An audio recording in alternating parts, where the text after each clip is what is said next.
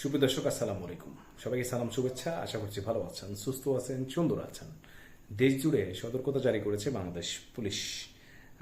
বাংলাদেশ পুলিশের গোয়েন্দা বিভাগের এই সতর্কতা জারি করেছেন বলে আমরা খবরে জানতে পেরেছি। কি সতর্কতা?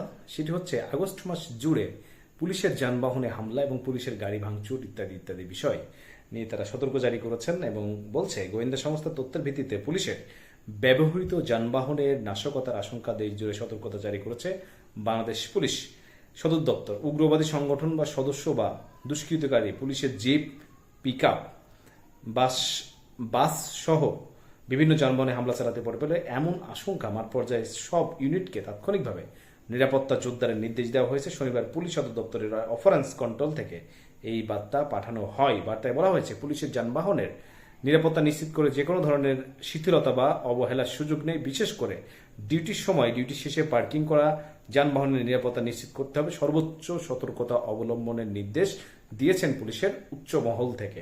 নির্দেশনায় বলা হয়, ডিউটিতে কোনো যানবাহন সাময়িকভাবে থামানোর প্রয়োজন হলে সেটি অবশ্যই নিরাপদ স্থানে পার্ক করতে হবে। পুলিশের সদস্যকে সর্বক্ষণিক নজরদারিতে আনতে হবে। কোনো অবস্থাতে চালক বা দায়িত্বশীল ছাড়া অন্য কেউ যানবাহনে ফেলে রাখা যাবে না। অর্থাৎ আনঅ্যাটেন্ডেড অবস্থায় কোনো পুলিশ যানবাহন রাখার ওপর কঠোর নিষেধাজ্ঞা আরোপ করা হয়েছে। এছাড়া ডিউটি শেষে থানা, পুলিশ লাইন্স, অফিস কম্পাউন্ড কিংবা অন্যান্য নির্ধারিত স্থানে রাখা সব সরকারি যানবাহনের নিরাপত্তা বাড়ানোর নির্দেশ দেওয়া হয়েছে। এসব স্থানে নিয়মিত টহল, প্রয়োজনীয় নজরদারি ইত্যাদি ইত্যাদি বাড়ানো হবে বলে এর উপর গুরুত্ব দেওয়া